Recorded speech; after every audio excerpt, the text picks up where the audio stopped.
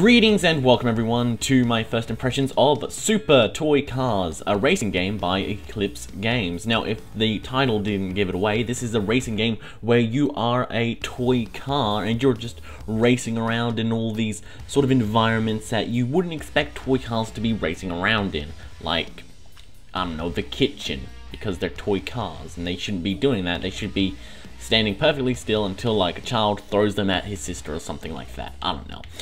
But anyway, there are a few modes that we can just start off with. So let's go to the career mode. So there's you can select your race, or you can select your car, or you can upgrade your car. So I'm just going to select a car real quick. I'm going to buy, well, not buy, but yeah, let's just use this, the Scoiattolo.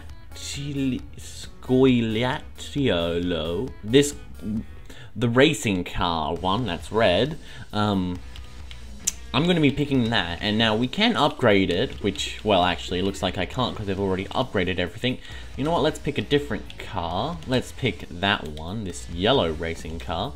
And so there are stats that you can upgrade with these Super Toy Cars, and this is actually something I sort of find a bit weird.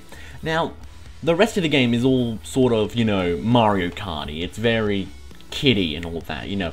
It's not very serious at all, you know, like the obstacles that you have to overcome are very, oh, that's pretty silly. But then you come to the upgrade section here and it's like new sport tires and lighter aluminum wheels to improve cars' grips, and it's just like, that's a bit too real for a toy car. Like, I understand that they're not just regular toy cars, they're super toy cars, but it's just a bit, I don't know, a bit weird for it to be so serious. Like, okay, yeah, I'm gonna get my toy car a modified lighter bodywork.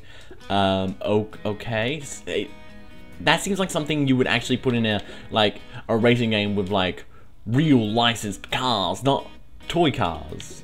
You know what I mean? It's just a bit weird that they have that. I mean, it's cool that they kind of do have it. It just seemed really out of place. Now, this is how the career mode works. Basically, you have these episodes to choose from. Well, at first you start off with episode 1, and then you have to race through all the levels, and by coming first, or by becoming higher and higher in the race, you get more and more points, and the more points you have, the more episodes you unlock. So you see here, I need 100 points to unlock, and so each sort of episode will give me 60, so I need to complete this episode and a bit of this episode, then I can have the final track.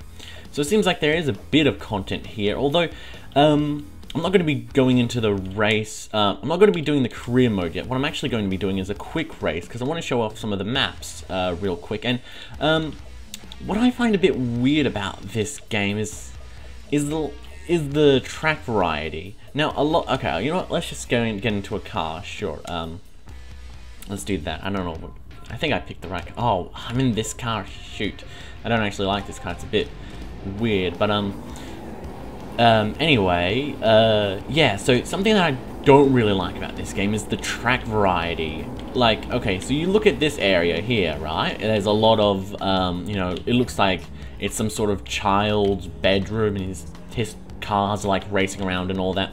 So that's pretty cool, right? But this is how the majority of the maps look. They all look like the whole, you know, child's bedroom sort of thing. They all sort of share the same aesthetic. There are some maps which don't share the same aesthetic, and they actually look kind of cool. There's about 2 other maps that have a distinct personality to them, and that's because they have a wet floor ground texture thing, and it's also raining. And aside from that, like, there's really not that much variety in the visuals of the maps. Like, I was hoping for a bit more visual variety in this game, because, you know, Super Toy Cars, they go basically everywhere, and it feels like these people have restricted themselves to basically just the street and inside a house. Like, why aren't there any beach levels, or why aren't there any levels where, you know, you're just like in the shops or something like that, or, you know, stuff like that, where you can sort of, or maybe, you know, what would be actually kind of cool is to see like humans in the areas around you, and, you know, maybe just doing their daily activities while you're down here racing. I think that'd be pretty cool.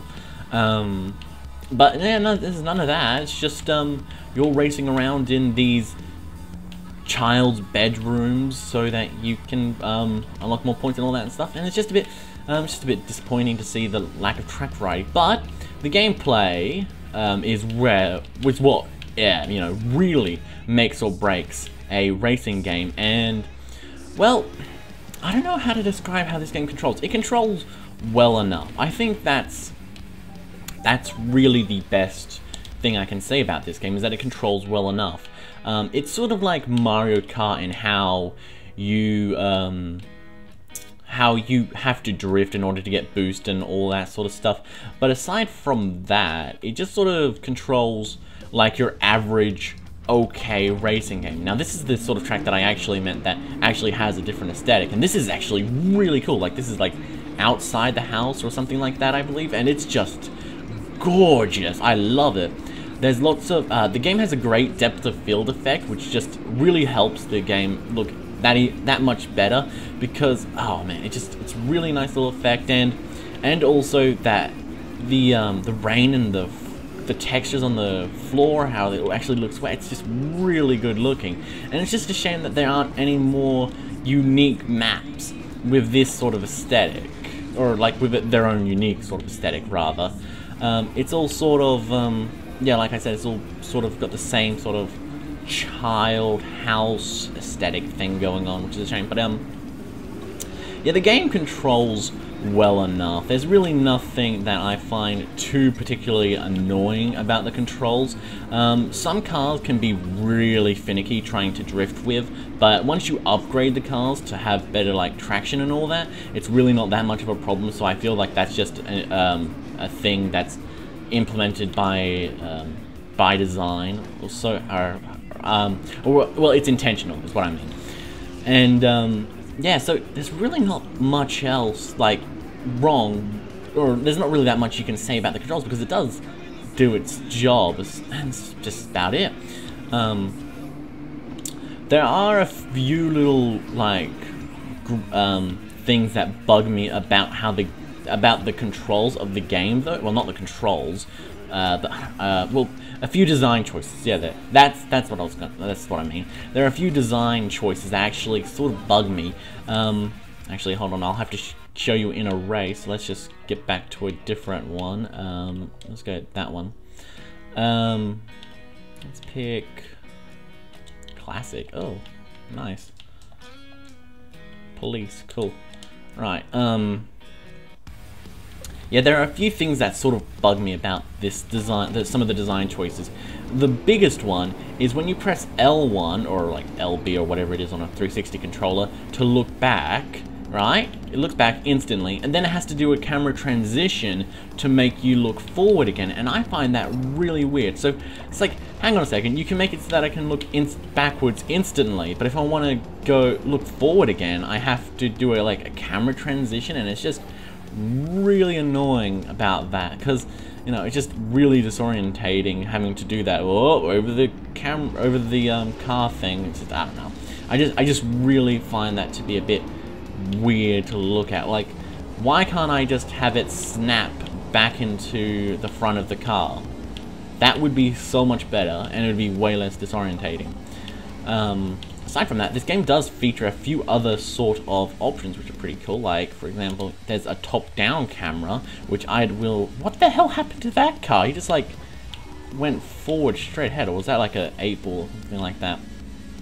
Not sure, but yeah, there is a toy camera, top-down camera which you have, which I don't like at all, so screw that. Let's swap back to, no, not the far camera. Let's go to the close camera. Yeah, there is also a far camera, just in case you want to see more of your car or something like that, but I'm not a big fan of that. I much prefer the close camera. I find that to be much better. It helps me get into the, you know, the game and all that, get my head in the game and whatnot.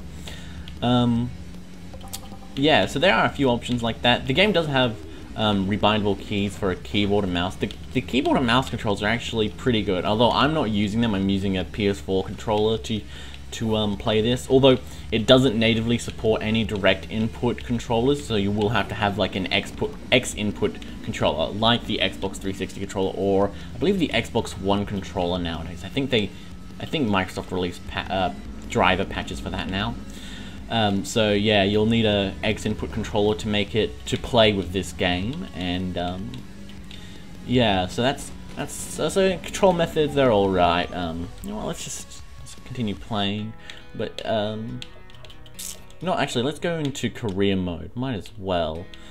Select car, sure. Alright, let's see what we've got here. Let's go to one of these maps. Now, we don't just have races, we also have other missions that we have. There are time trials, which is actually what we're doing right now. There's also elimination matches with bombs on the road, or mines, I guess. And yeah, so there is a bit of variety in terms of like mission structure and all that. It's not a crazy amount of mission variety or anything like that, but it is good enough. So it does help, you know, give it some, you know, well, variety. You know, helps spice up the game, which is very nice. I quite like variety. Now the time trials, I'm not really sure like how you fail these or something like that. It's just basically like complete the lap like really quickly, and yeah, there you go. I guess you have to be slower than the rest of these guys. I've never actually been that slow to actually find out. Oh well. Alright, I believe this is the elimination sort of thing. I think it's like, I didn't actually give it a good read what it said on the starting. Oh no, it's avoid the mines. Yeah, this is the one that is actually really dangerous. Now, the best thing to do with this little game mode is that... Oh, what the heck? Ouch. The best thing to do with this game mode is to just drive very slow and very steady. Oh god. Not long until elimination. Now, they'll remove the person who's in last place during this, and you also... So yeah, this is basically elimination, but with mines, which is actually pretty intense. Yeah, so you want to make sure that you're not in last place, because if you are, then, well, goodbye, you lose. And the best advice I can give for trying to beat this sort of mode is to just drive very slowly. Like, most of the time in a racing game, you'd want to drive really fast, use your boost and all that, but I don't recommend that, like, basically at all in this game, because the mines, they have, like, a massive hitbox, so if you just come within like a centimeter of them or something like that, they'll be like, oh, detonated or something like that. And the AI has a massive tendency to drive into them, and their explosive radius is also massive, so you got to make sure you stay away from the AI. And yeah, so it's pretty... Whoa, where am I going?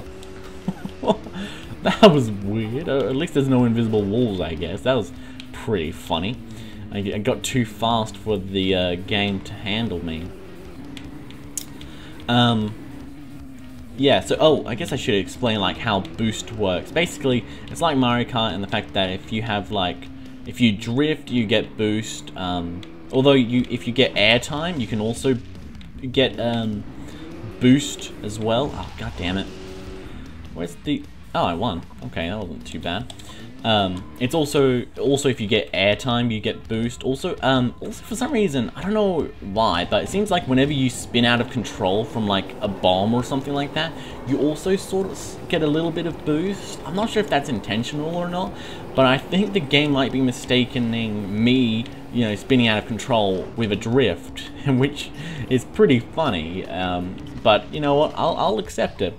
I do like that little like kill cam that they have with the item pickups. The item pickups are alright. My biggest problem with the item pickups though is that you can't fire them backwards. Like, I just fired that missile, right? And I just fired it forward. Okay, but I'm in first place, so they're useless to me right now. So if I got this 8-ball, which I have right now, and I want to fire it behind me, I can't. I can only fire it in front of me. Did I just lap these people? I think I've nearly lapped some of them. Huh. Oh no, I'm in second place, never mind. I thought I was way ahead. Yeah, so it's just a really weird design choice they have there of not allowing you to use the items backwards.